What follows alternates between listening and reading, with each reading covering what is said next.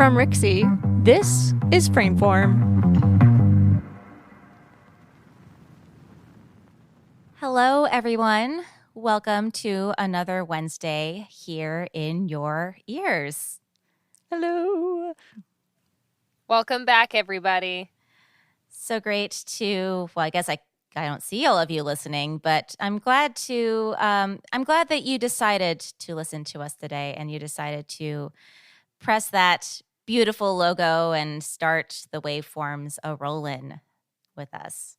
So this week, our theme for the episode is Dance for Everybody. Now, when you see a dance performance, you might have certain expectations going in regarding who you might see on stage.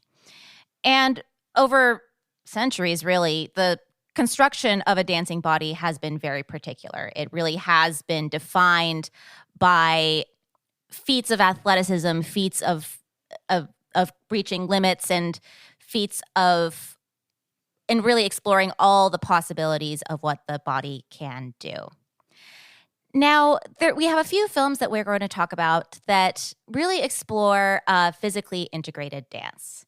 Now, physically integrated performances really show the possibility and the potential of the human body in ways that you might not expect from traditional dance performances, and really highlight the unique physicality of performers and really redefine what the capabilities and the limits of the body are. And we can further explore those possibilities and expand our vocabulary when we use other technology and, of course, cinema. So Frameform is, of course, the perfect place to talk about this. But, of course, first, before we dive into our prescribed films for the day, we always want to do a quick little check-in and see what each other are watching.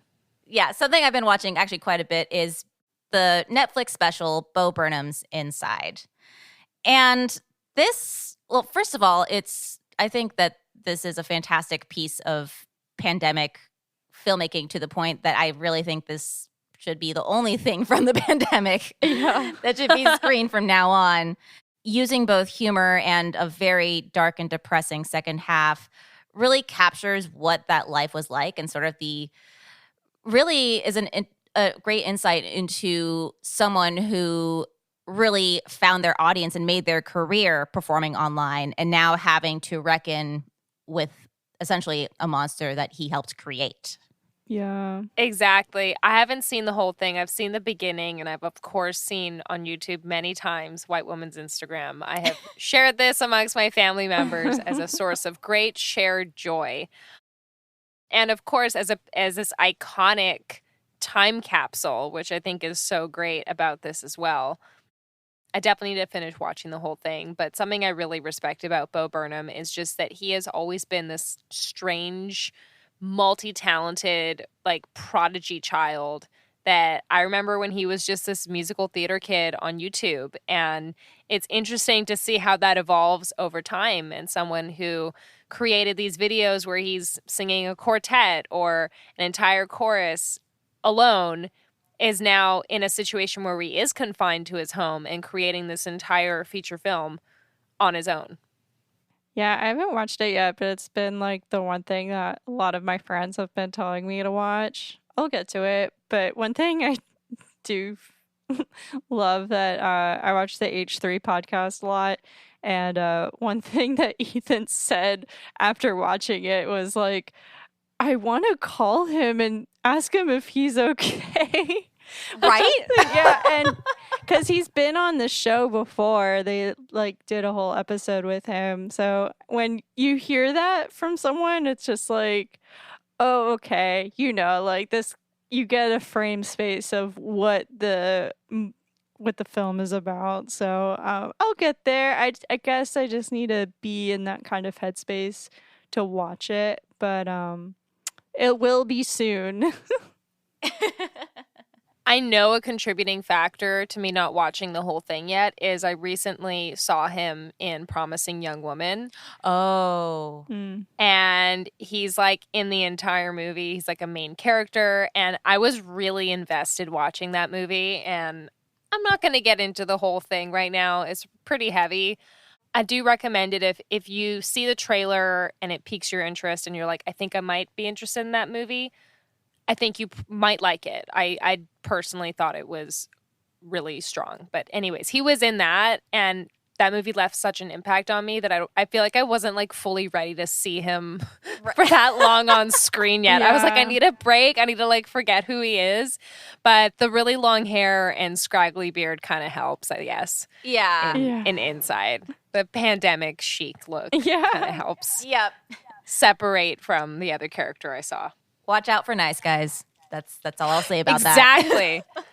Well, let's pivot and go into our main topic of today, looking at 3 very strong, very different, but memorable films. So starting off today, we're looking at Revel in Your Body by Kate Fisher and Alice Sheppard. Now, Kate Fisher, she is a director with Safety Third Productions. They're based in LA.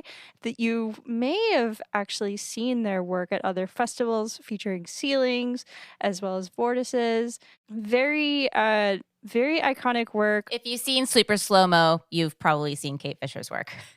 Exactly. Or like very colorful, I would say so too. Maybe that's just because of vortices, and that was also super clean. The year when like lots of like desert movies were coming out, I would say. Like But the interesting thing is she did colorful in desert, and I screened this in both DC and Vancouver, and people loved it and remembered it. And like out of the whole program of films, they're like, what was that one? Like the soundtrack was so unique, and there were a lot of desert films, but she also did a different like costume silhouette. Yeah. One of our programmers, Danielle Gill, she actually said that it reminded her of Dumbo when he starts like hallucinating and like seeing the elephants.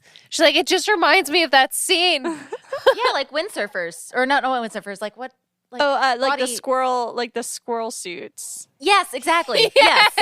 Yes. Those videos. Such a specific reference. So good. Well, with Revel in Your Body, which I think is also a very like hypnotic kind of film to watch. I mean, all of these films that we're discussing are very hypnotic in their own way.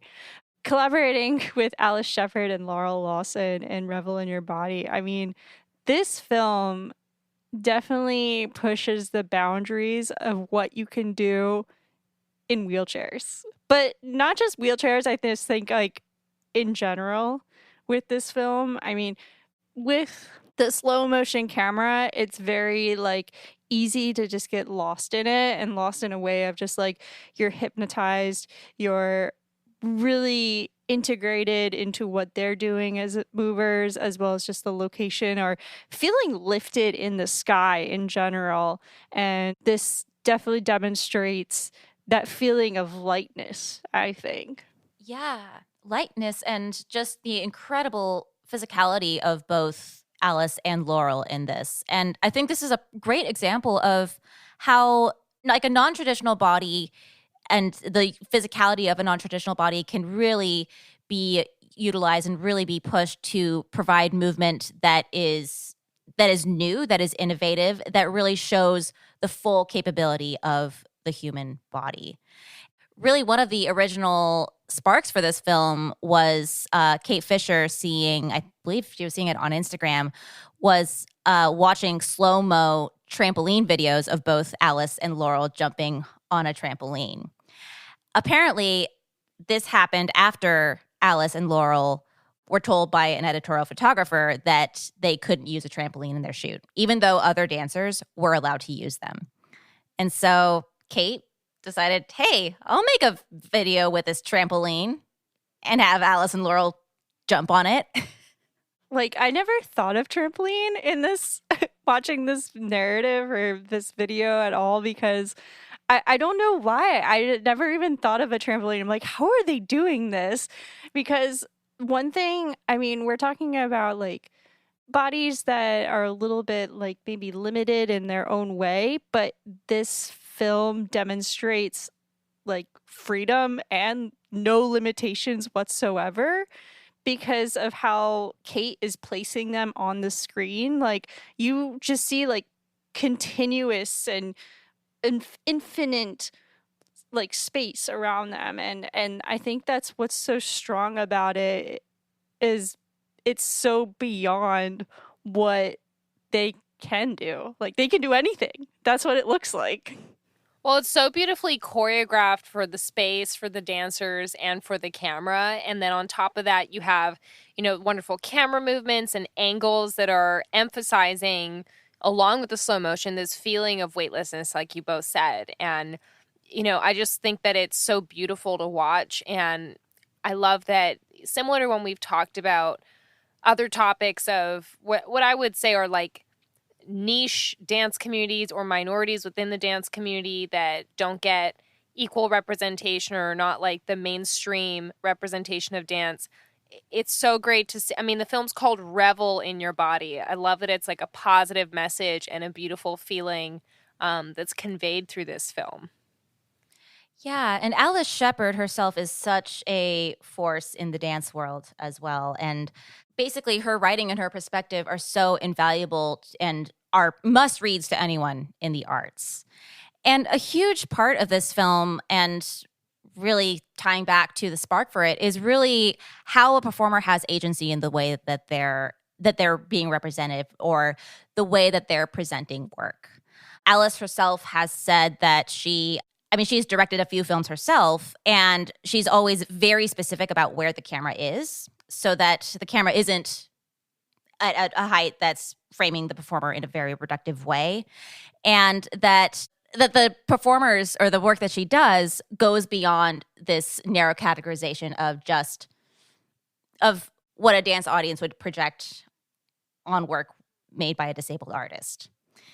And she also has this wonderful quote about, this is, when people see my work, they're assuming that I'm creating work for an able-bodied audience in order to educate them. And she talks about this struggle to push past that. And it really kind of pains me in a way to think that this is still a novelty nowadays. Like, it's, for some reason, like if you see a disabled performer in performance, there's already these sorts of projections of a very narrow projection about what that work serves and what that work is created for. And there are decades of work. There's decades of traditions of physically integrated dance, and physically integrated dance from a variety of communities. The deaf community, I just want to shout out Antoine Hunter and Zaina Simon at Urban Jazz. They have a fantastic deaf dance festival every year, and it really is a community space for the deaf community. And that's so awesome. Yeah. And also, as we will hear in our upcoming conversation, a big interest of Alice's is the integration of ADA accessibility into the creation of work. So the integration of audio descriptions into the work that's being created itself, not just something placed on top at the end, or the integration of like physically accessible spaces, or the reimagining of what a space could be if it were wholly accessible. Something that's, again, a stat that's really disheartening to hear is that there are very few people who are qualified to be audio describers, or who are qualified to audio describe dance. Yeah, it's disheartening to hear that there are people who aren't, not only not qualified to, or don't have the qualifications to audio describe performances, and not to mention theaters having the capability to provide audio descriptions for performances.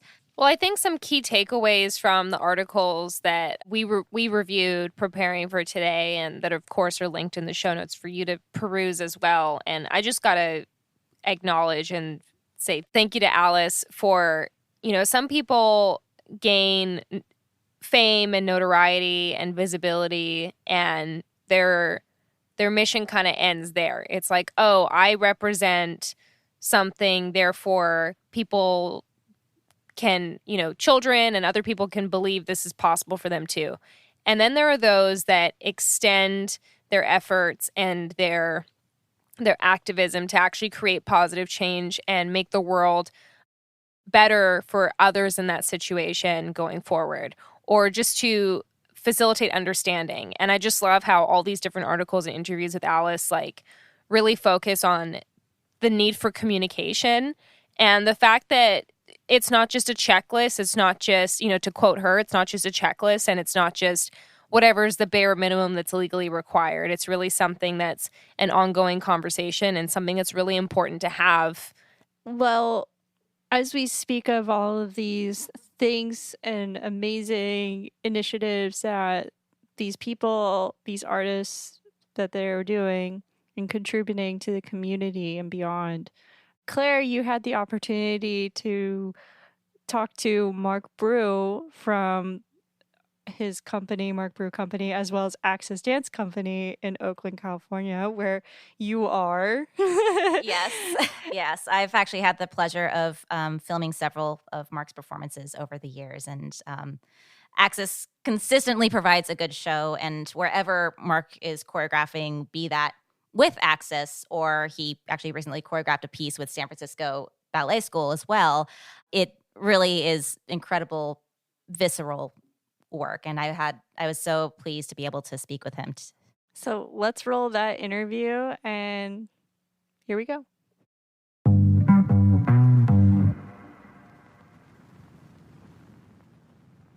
Marc Brew, thank you so much for being with us on Frameform today. Thank you so much. It's a pleasure to be here, Claire. So you have such a massive resume. It's almost hard to really know where to begin. But if you can briefly describe your background in dance and your interests as a dance artist and a creator. Briefly, I will do my best. As you said, I've had a vast career. I began my career in Australia, which is where I was born and raised, and I did all my formal training there. I trained classically in classical ballet and contemporary dance. So I went through the Victorian College of the Arts Secondary School, which is in Melbourne, and then I went on to the Australian Ballet School. And while I was there, I also danced with the Australian Ballet Company. And I took my first job in South Africa to dance with Pact Ballet, which was the national ballet company there in South Africa, which is wonderful. I always wanted to visit South Africa. I always wanted to travel the world. That was my dream, to dance around the world. And I was just beginning my professional career, when one day, Saturday afternoon, 3 friends and myself decided to jump in a car and go for a drive and go to the bush to go bushwalking, as you do in Africa. And unfortunately, a drunk driver drove down the wrong way of the motorway and crashed into our car.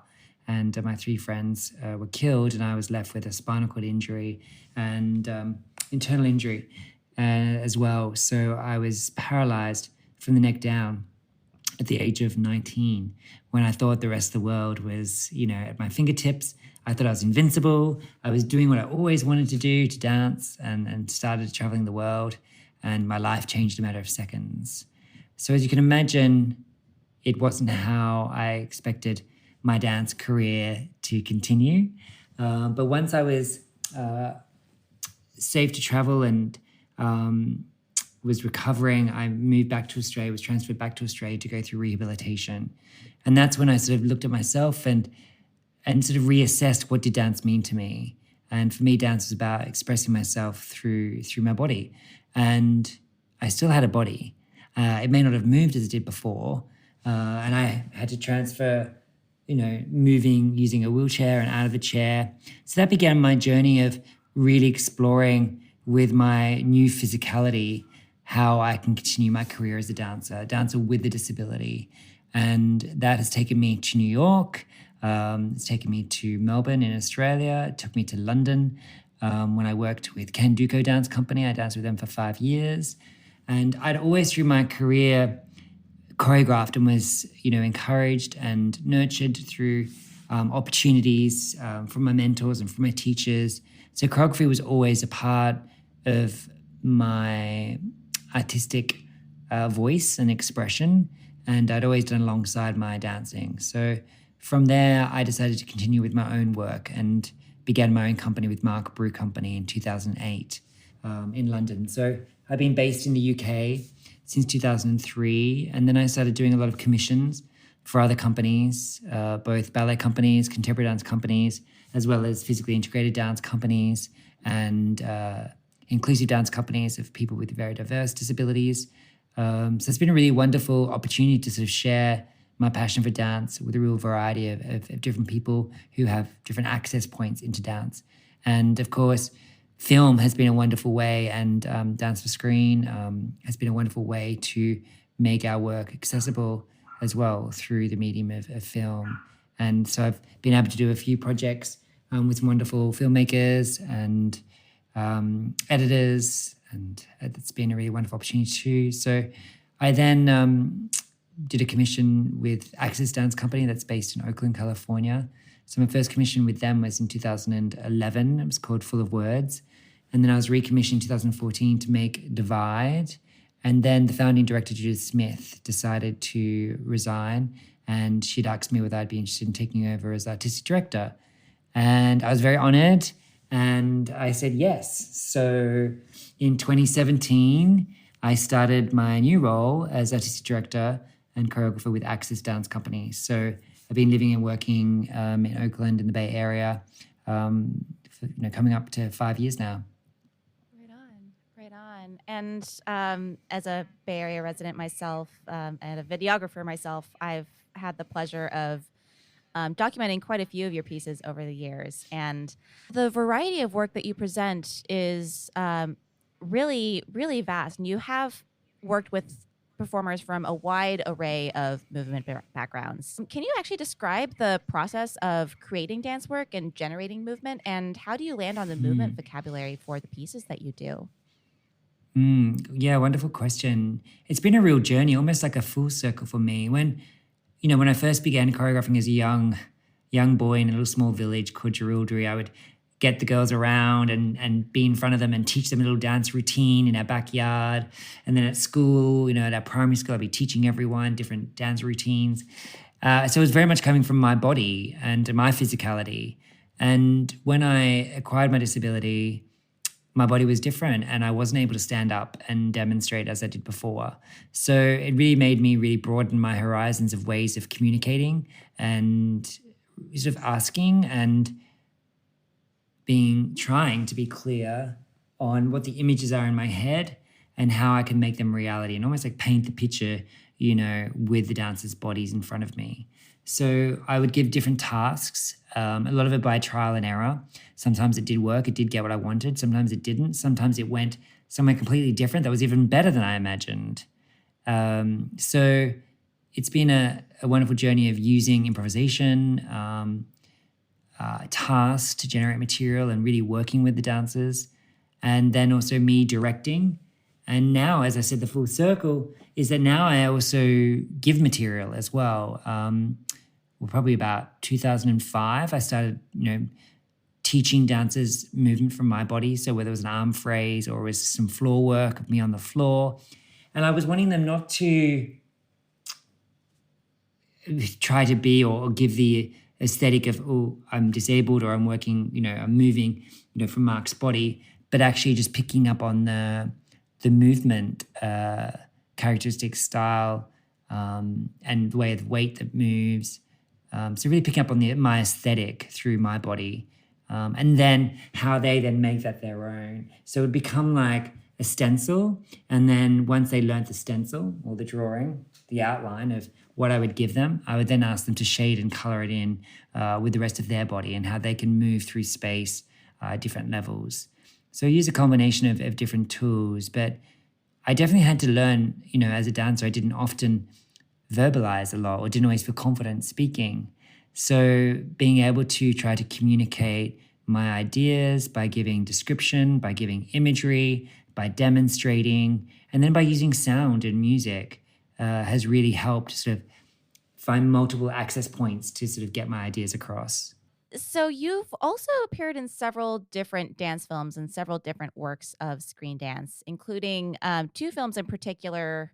One, a portrait of Marc Brew, which traveled the festival circuit a few years back, and Walochen. So what's been your experience collaborating on film work and working on film? Yeah, each of them has been very different. I mean, one thing I love about my work and the work that I like to do is collaboration. So whether it is doing a work for the stage or work for the screen, it is a collaborative process. And I don't always want to be the one that's the lead or, that there is someone being the lead, but, we're doing it together. We're all trying to fulfill a particular ambition or vision, and we work on it together, and we bring this, this mix of different skills and expertise, and we put it in a pot and we stir it all together and we create our work. And so with the different screen dance films I've made, working, Quiet Lock-Ons that you mentioned, that was filmed over 2 days. So it was a very quick, short filming process. And that was working with the wonderful, fabulous, always inspiring Katrina Macpherson. And I'd never worked with her before. So it was a new collaboration of us coming together. But she also comes from a dancing background, and that helps. And so we had some themes of reflection and glass and embodiment, body and space. It was set in the Highlands of Scotland at the loch called Quiet Lock-Ons. And so we were very much responding to that, to the location. And Katrina being a dancer herself, it became a duet. So I was improvising and moving, with these prompts, with these ideas that we had explored in the space. So using my chair, out of my chair, in the floor, with the water, even though I was freezing cold. I wasn't completely in the water, but I did dip my toes in and my fingers in. And so we were moving in and around each other. So it was like a partnership and like a pas de deux, dancing together in the space. And so 2 days worth of filming material. And then we worked with the wonderful and the genius that he is and was, Simon Files, who edited it together. And with the editing process, we relied strongly on Simon because we had so much material to sort of do the initial sort of rough cut. And then, he would share that with us and then we would feed in. But it was, that part was, I suppose, led by him. And then the music was sort of put together with that as well. And, so that was a real, and being on location was a real wonderful experience. And to capture, a disabled body in space, out, in the Highlands of Scotland, connecting, every day with nature was a wonderful, experience. And I'm really proud that work, that screen dance film has been able to have such a long life, and even to this day, I've had a recent inquiry about it being presented at the National Gallery of Australia.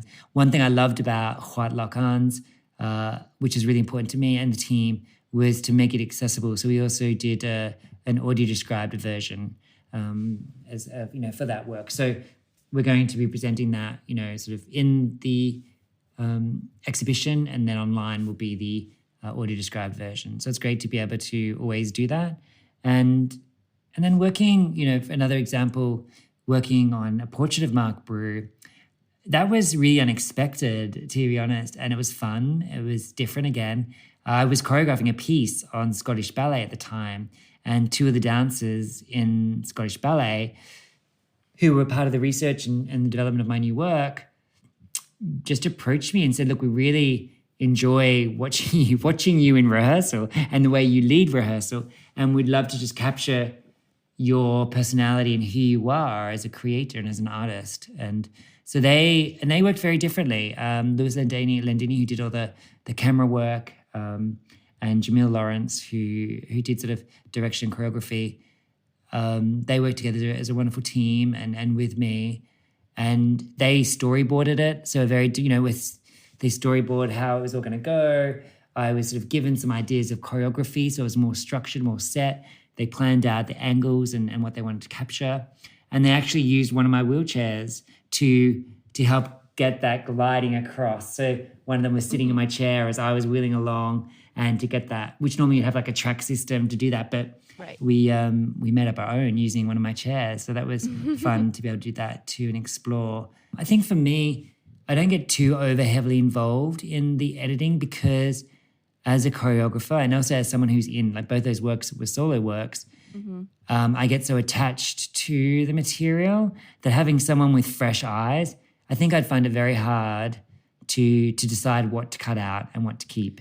So I think having someone, who isn't me to do that initially and then me to share my feedback. Yeah, so each of them has been a different collaboration, a different way, which I've really enjoyed. So there hasn't been one particular way of working in making screen dance for me. So it sounded like you had quite a bit of input or quite a bit of feedback with regards to the way that the films themselves have been shaped. But oftentimes, I mean, with some exceptions, I mean, Alice Sheppard is probably one of the most notable ones. Um, Performers with disability rarely do find themselves behind the camera. And as such, many dance films do run the risk of projecting sort of an ableist gaze that can, frame the movement or frame the performer in a reductive manner. What dialogues have you conducted with directors and cinematographers, either in dance film or even in dance documentation, regarding the way that your movement is framed? Really, really great point, and it is true, and I think it's something I'm aware of, and I think it's through having conversations with people and sort of educating people, because I think,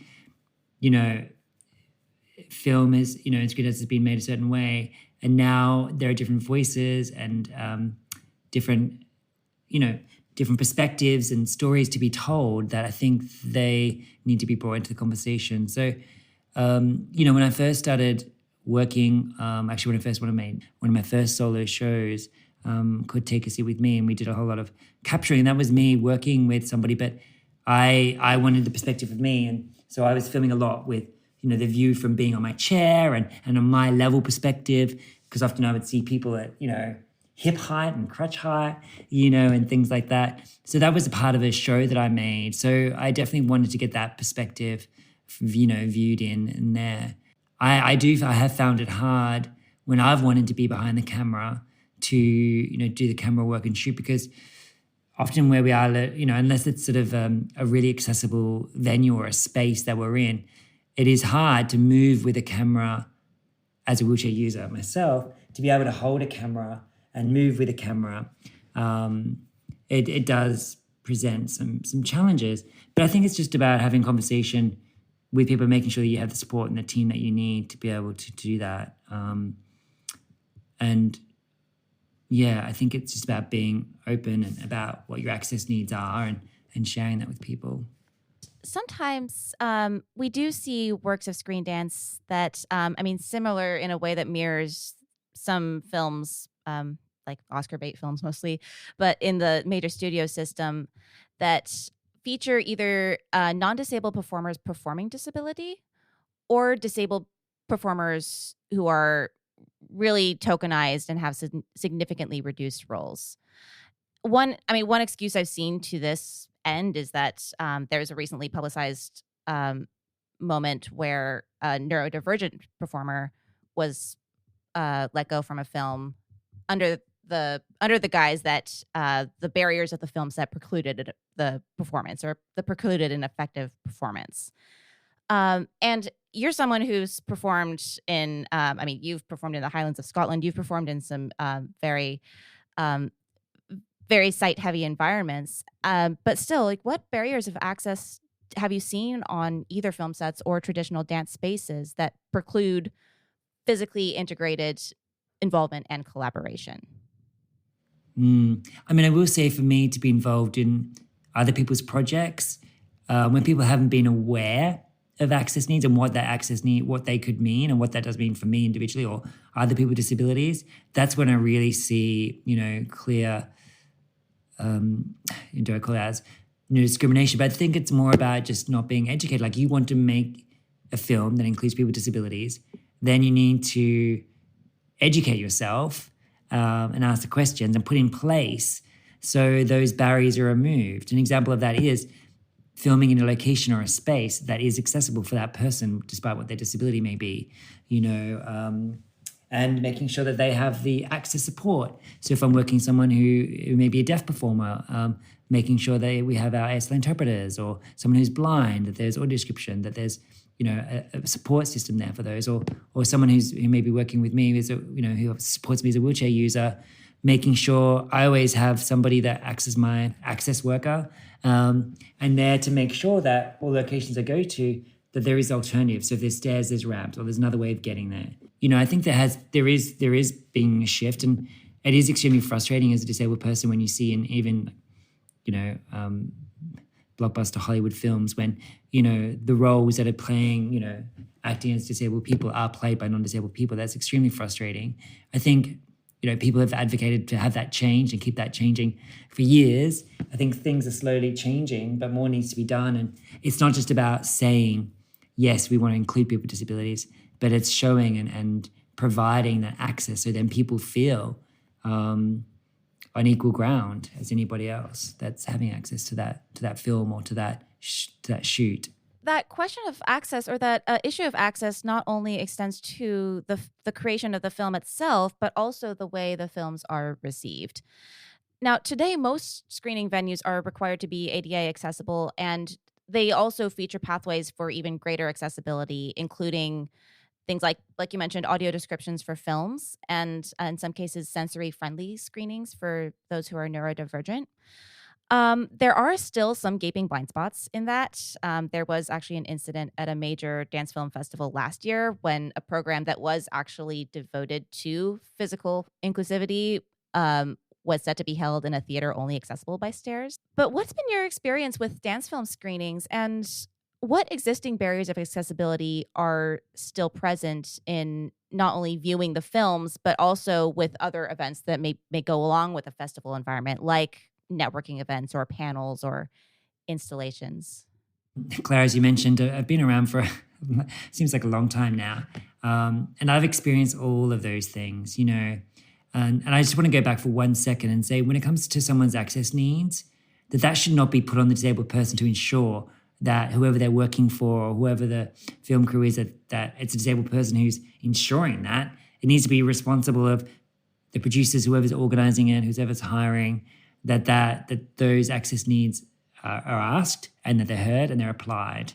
Because so often, even for me personally, like it gets put back onto me to ensure that other people feel comfortable about being around me, and that I am making sure that access needs are not just met for me, but also other disabled people. So I think people need to do the work, as I mentioned, and educate themselves and ask the questions about what those needs are so they can put them in place.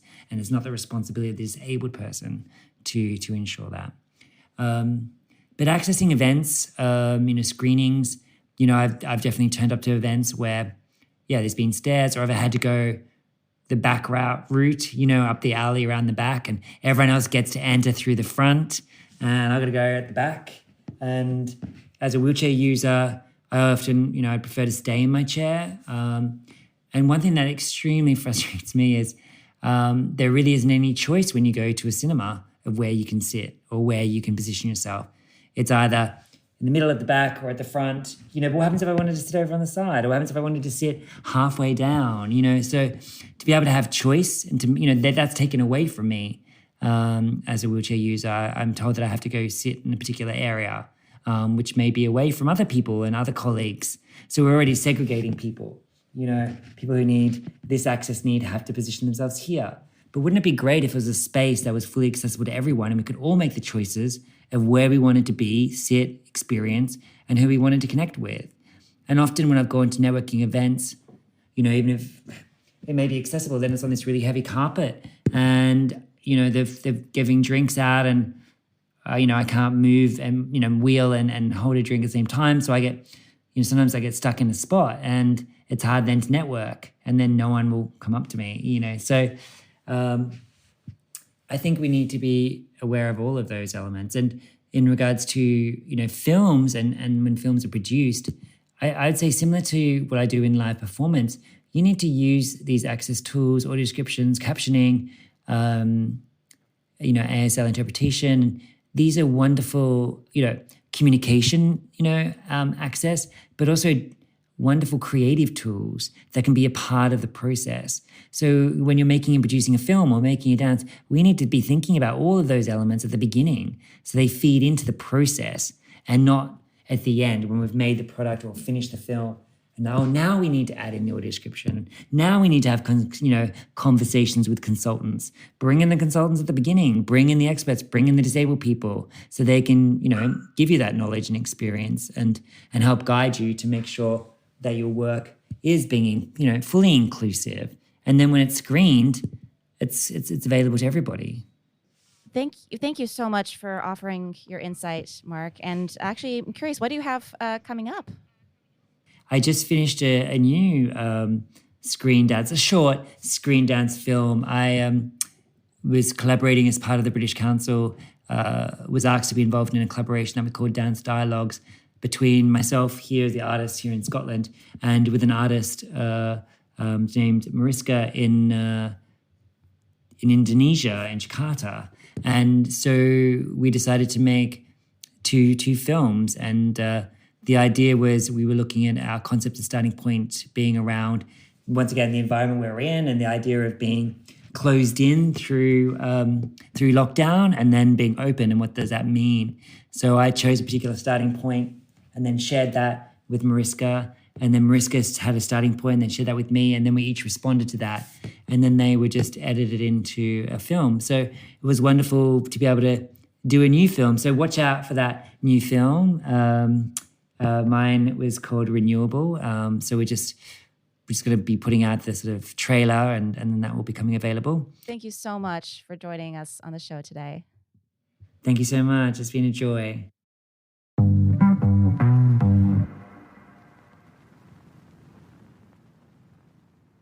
What a great conversation between the two of you. I always love listening to these, little conversations that we have integrated into the show.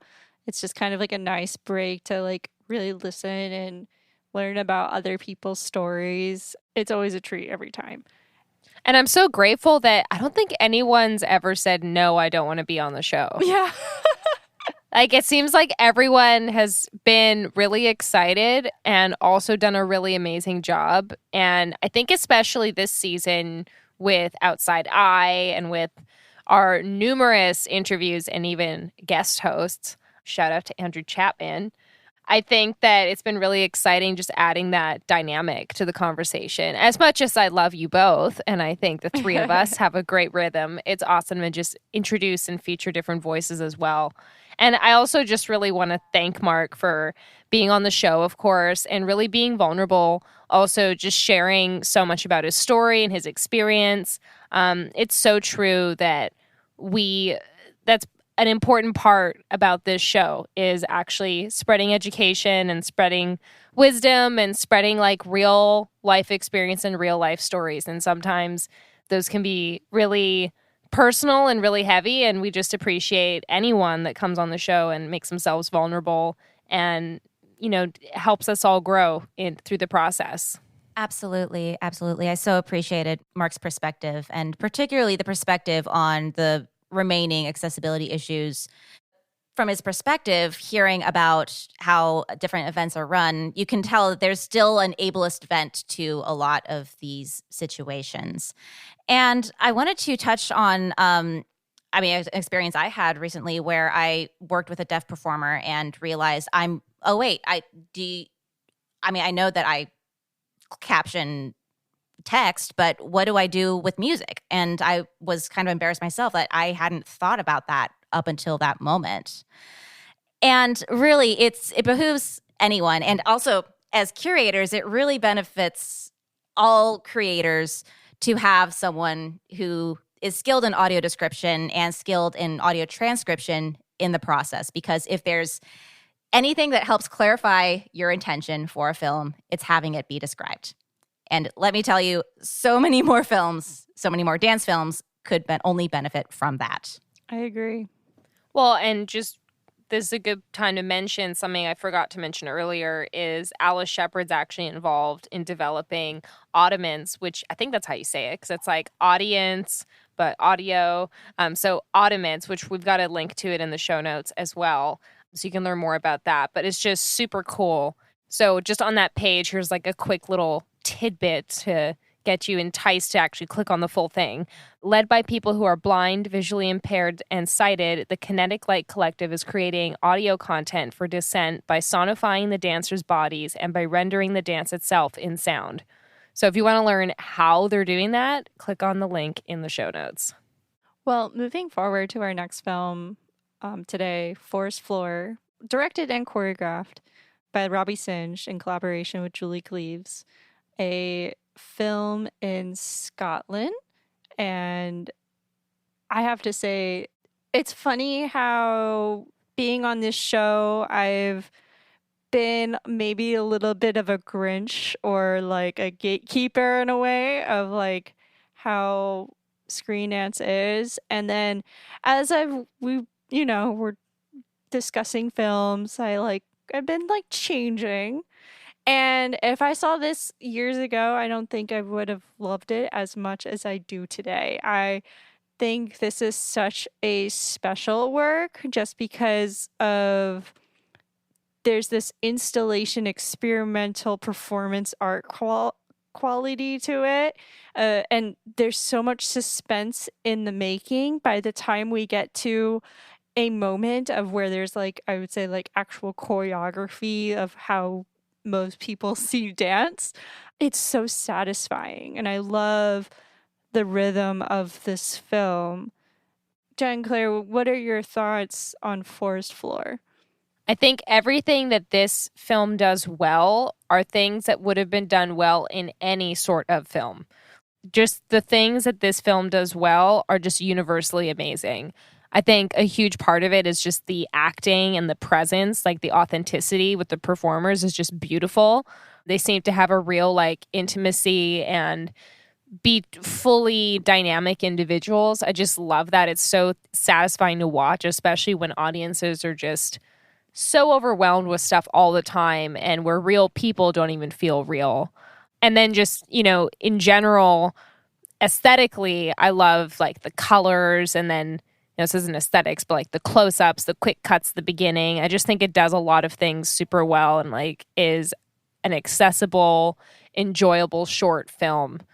And then the last thing I want to say about that film is just about the movement, which I think is such a beautiful blend of it's utilitarian and like it's just practical for what the bodies call for in that space, but it's also so beautiful and, as I said, like intimate and feels very natural. So I agree 100%. This film's absolutely a treasure and I love it so much. Yeah, I think that's a great way of putting it, Jen, just a utilitarian and really just like a task-based film in general. And a task-based film that solves problems that, again, many people would have not even sparked for them. And I think so many of us take for granted the ability to, let's go to the Cairngorms and like just have a nice day out. And really it's the labor of making sure that people can go to these spaces that really, not only, provides the utilitarian access, but also really highlights the relationship between the two performers and really, shows that connection. Again, Julie and Robbie, I always loved their description. They met at an unsuccessful audition and they've been dancing together for over a decade now. And you can really feel that sense of intimacy that they've developed and that real sense of knowing each other's movement and each other's tendencies as well. Subtleties and care. I don't even drink beer and I'm like, I want to hang out and drink beer with these two. We were saying things like utilitarian and genuine. I always think of like just a homegrown aesthetic to it just because we see them like making the boards, putting them together, taking them down. It's something that you don't see very often in dance film works where you're actually kind of building an environment with actual tools rather than just using the environment around you. Or just performing it like it's props. Exactly. Like it actually feels real and like filmy in that sense. You see that a lot maybe on stages because that's what, you're in a black box theater. You have to create your environment where in this sense, because of, the different physical needs, using these boards in the natural environment, that's what creates the wonder and the suspense of how we're going to move. And I think that's just like a beautiful way of just being creative in general. That's when you look at Robbie's website, it says that he was he studied science before he became a dancer, which I think is a really great element to this whole narrative here, because you are working with problem solving and working together, and that's what is exactly going on. And I want to see more of that in dance film, where we're actually going the extra mile and putting maybe more use of getting architects involved, like how do we Absolutely. put that extra element and not just rely on the forest or the city or what we have available. Yeah. And another little tidbit about not necessarily this film specifically, but a related work of theirs is that apparently the devices used to actually transfer Julie onto the ground tend to be expensive and clinical and not mobile. And so a lot of the work concerns a literal economy of movement, where you're not only finding the most economical way of making that transfer, of shifting that weight, but also trying to find the cheapest as well. So hence using these, going to the timber yard, getting these timbers and coming up with solutions to enable that access and enable that movement as well. And using it in so many different ways, not just as like a way of like transportation. It's they're building their own forest floor as well. I think inherently films that do feature, whether it's the entire cast and crew or if it's just some of the dancers in the film or the collaborators, films that feature dancers with different abilities inherently have this creative flair to them and just this added layer of creativity, and I think always come across as unique, and I think one film that does this so beautifully is Stopgap and Stop Motion, which is a collaboration between Stephen Featherstone and Stopgap Performance Company. Again, I screened this film at both my festivals, as like many films on this podcast. If I like discovered them before the podcast and I love them, I've probably found a way to get it on a theater screen.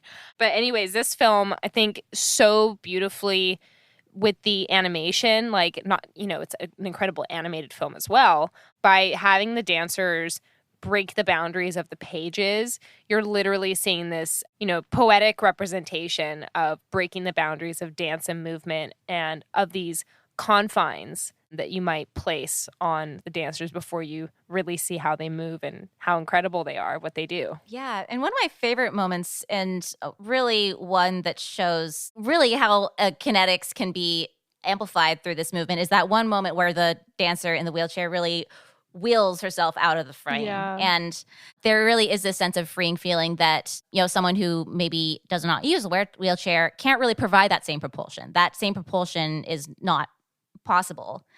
And I mean, I know that's something that Alice explores in her work, but there's that sense of freedom and propulsion that I think can be utilized much more in many different ways too.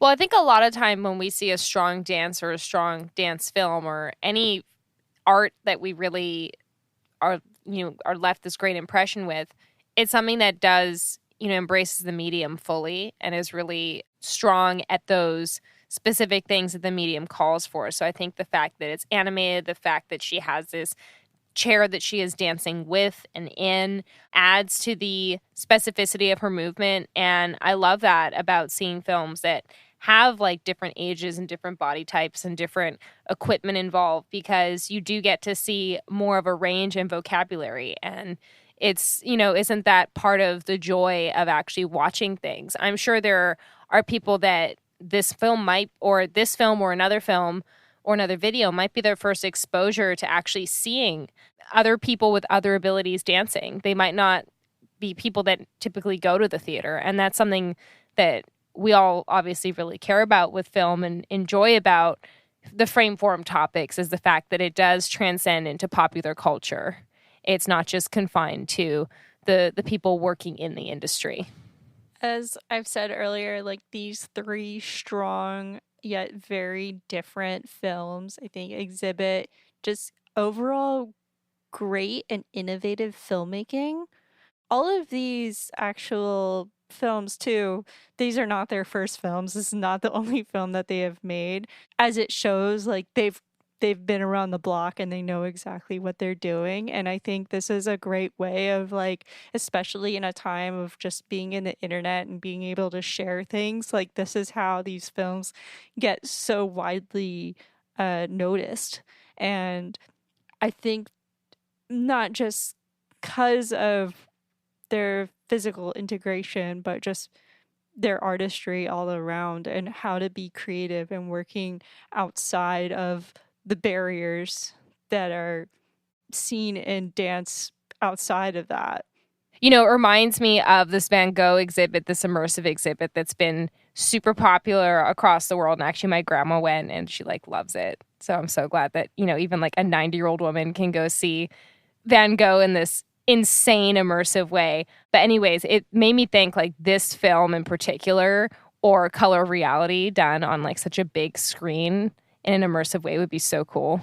Yeah. I mean, I also imagine like 3D, and then, you know, having the potential to have a wide array of audio description, possibly, and a lot of different possible ways to experience the work rather than one prescribed for a specific audience member, based on their physicality and based on their needs. And yeah, I think that a big piece of this work is really helping to create community and really helping to, I don't want to say create community because these communities have been around for many, many years, but really helping to expand these communities and really connect lots of different artists and connect the potential of lots of different artists. And I know it's on us as curators to make sure that these artists are seen, that these artists have the opportunities to create more work like it from their perspective, not someone projecting an idea of ability or disability on the artist, but really elevating the voices to project their own, or to really present their own perspective. And also just a crucial way to think of how do you show work? How does your audience experience work? Who is not able to experience work? Like, how is your theater set up? Do you have someone providing an audio description on site, or is that something that's not going to be offered? If you have neurodivergent audience members, maybe you can provide a screening situation that's going to be ideal for them to experience the film, and maybe even provides a space for them to, if overstimulation is an issue, really provide a space for them to work through that as well.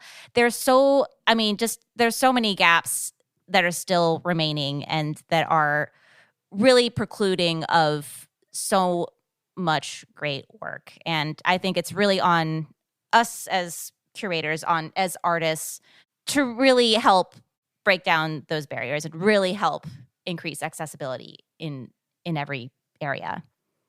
Well, Claire, we couldn't have put it better ourselves. And, you know, thank you again to Marc Brew for coming on the show today. And thank you, Alice Sheppard, for all these amazing resources that we have linked in the show notes.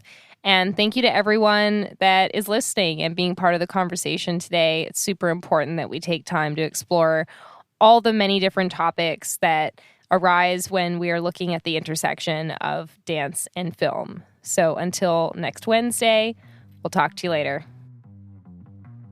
Next week, I'm sitting down with Kara Hagen, curator, author, filmmaker, and all-around good person. So tune in next week to listen to that. We'd love to hear from you. Send us an email at frameformpodcast@gmail.com and engage with us on social at frameformpod. That's Frameform POD. If you like what you're hearing, leave a review and rate the show. It really helps out. And if you know someone who also likes dance or film, join the conversation and bring your friends.